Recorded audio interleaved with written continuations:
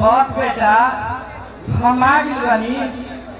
अभी तो आने लगे कुछ बना के खिलावत बनी। बाबा हमारा बहुत जोर से भूख लगल है बाबा। बेटा तू यहाँ बैठो हम अभी बनावत बनी।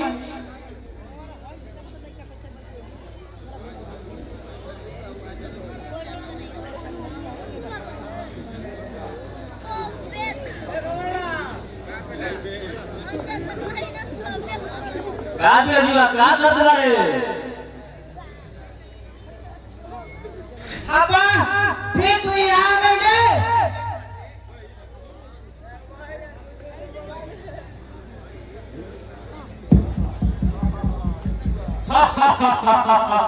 बिरजुआ ले खिलाओ अब बात लेकर के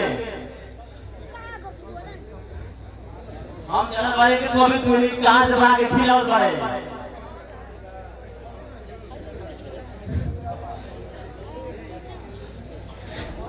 साबा तोनी के एक दिन बेमौत मारा देना सा ये वो गरीब किसान के बदुआ बा।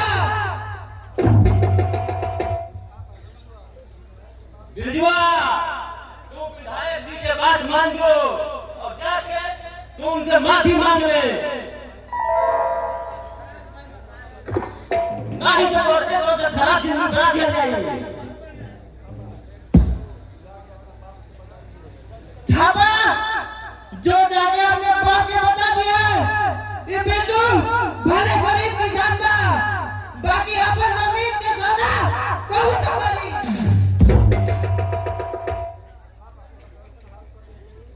तोरा के ऐसे हाल कर दिया जाए ना तोरा के गांव में वाला दिख भी न दिखा हुए।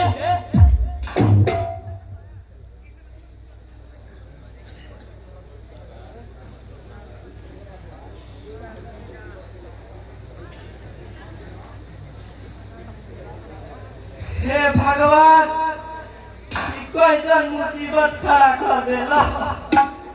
अब हम अपन बचपन के क्या खिलाई भगवान का सारा दुख दर्द ये गरीब किसान देवा भगवान। जय लो बाबा हमनी के भूख नहीं के लागल।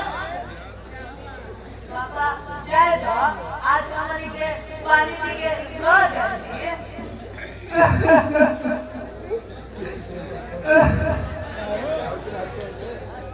अरे बिरजू चाचा ई का भइलो ई क्या कर देलसो।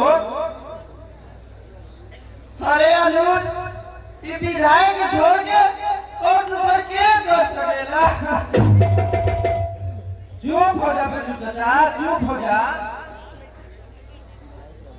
एक दिन वो राजा के भी अंत होई ऊपर भी समय आई लोग तमाशा देखी। बिरजू चाचा बदला के आग तो हमके करेजा में चल रहा बा। अनुज बेटा ये करोते